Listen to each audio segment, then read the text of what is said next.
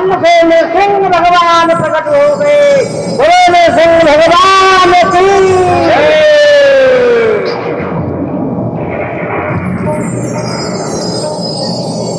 दौड़ करके हिरण्यकश्यप को पकड़ते हैं, जंघे पर रखते हैं। हिरण्यकश्यप हंसता हुआ कहता है, तुम मुझे नहीं मार सकते। बोले क्यों? बोले हमें वरदान मिला है। काहे का? न धरती पे न आकाश में। देख तो इस समय न धरती पे है न आकाश पे है, हमारे जंघे पे है, फिर भी नहीं मार सकते। बोले क्यों? बोले न घर के अंदर न बाहर। देख तू इस समय न घर के अंदर है न बाहर है, देहली पर है। और बोल। हिरण्यकश्यप ने कहा, प्रभु फिर भी आप नहीं मार सकते। बोले क्यों?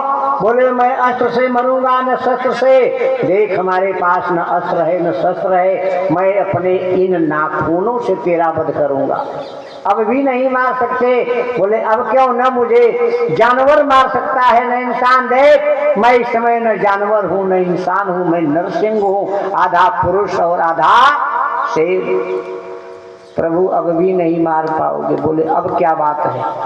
बोले मैं नारायण के बनाए हुए 12 महीनों में किसी महीने में नहीं मर सकता। भगवान ने कहा इसीलिए तो मैं तुझे मारने के लिए पुरुषोत्तम महीना बनाया। देख ये पुरुषोत्तम महीना है और तेरा वध निश्चय है। भक्त प्रहलाद को बचाने के लिए भगवान नरसिंह अपने इन तीखेदार नाखूनों से प्रहलाद का बचाने हेतु नृसिंह का उद्धार करते हैं। हिरण्यकश्यप का नृसिंह भगवान प्रकट होकर के प्रहलाद जी को रक्षा के लिए महाराज हिरण्यकश्यप का वध करते हैं। जय जयकार होने लगी, पुष्प की वृष्टि होने लगी। बोलो नृसिंह भगवान की जय। प्रहलाद को गोंडी में बिठा करके प्रहलाद ने प्रार्थना किया, प्रभु आप सुंदर स्वरूप मुझे दिखाएं।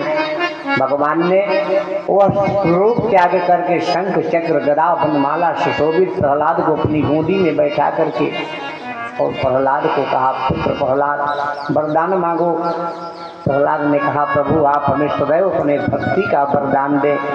और भगवान प्रहलाद भक्त शिरोमणि, भक्तों में शिरोमणि का सबसे बड़ा पद हमारे श्रीमन नारायण भगवान देकर के अपने वैकुंठ धाम को जाते हैं और प्रहलाद जी को आशीर्वाद देते हैं, अभिषेक करते हैं और भगवान अपने धाम को जाते हैं। सुखदेव जी ने कहा कि हे राजा परीक्षित, इस प्रकार से भगवान का नरसिंह अवतार हुआ।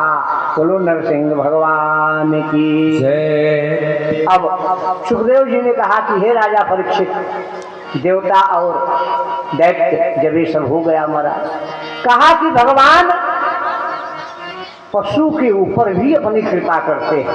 पशु बोले हाँ, इंसान के ऊपर तो ठाकुर की कृपा होती ही है, लेकिन पशु के ऊपर भी भगवान की बड़ी कृपा होती है। अब हम तुम्हें गजेंद्र मोक्ष की कथा सुनाते हैं। त्रिकूट पर्वत पर एक सुंदर सफेद हाथी रहता है, वहाँ कुबेर का बगीचा है, बीवी बच्चे हैं हाथी के, बड़ा सुंदर बगीचा। एक दिन वह हाथी जो है अपने बीवी बच्चों को यार मित्र को लेकर के कुबेर के बगीचे में भ्रमण करने आया। देखा एक सुंदर सा सरोवर और उस सरोवर में वह हाथी चला गया। मरा दिन भर सूंड में पानी भरता है, उसे मारता है, उसे मारता है, बीवी को, यार को, मित्र को, देश को। जल के राजा मगर, मगर जानते हो ना, मगरमच्छ। मगरमच्छ ने कहा ये सुबह से शाम तक हमें परेशान कर रहा है। और खेलते खेलते खेलते खेलते उस मगर ने हाथी के पांव को अपने मुख में जकड़ लिया। मगर ये काल है, हाथी एक जीव है, जीव हर रोज काल के मुख में काल के समा रहा है। मरा हर रोज उसकी आयु एक एक दिन कम होती जा रही है, लेकिन जीव को इस बात का कोई भी ज्ञान नहीं। कभी हाथी बाहर खींचे तो कभी वो मगर जल के नीचे खींचते खींचते काफी समय बच गया।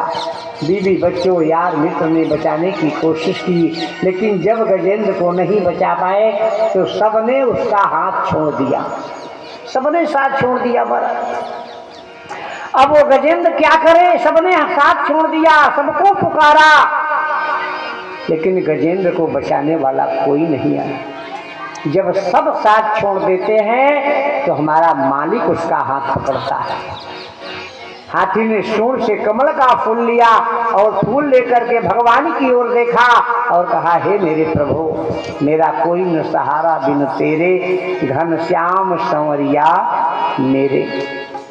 प्रभु अर्धरात्रि में चक्र लेकर के दौड़े आते हैं और ग्राह का सिर धड़ से अलग किया, उद्धार किया और प्रभु ने गजेंद्र की रक्षा किया, गजेंद्र को मोक्ष प्रदान किया और आकर के दोनों का उद्धार किया। बोलो बांके बिहारी लाल की। इस प्रकार से सुखदेव जी ने कहा कि हे राजन, इस प्रकार हमारे प्रभु ने हाथी गजेंद्र का भी उद्धार किया और उद्धार करके प्रभु स्वयं अपने धाम को जाते हैं। और जो प्रभु के निमित्त रह करके यह भाव बनाता है महाराज कि मेरा कोई न सहारा बिन तेरे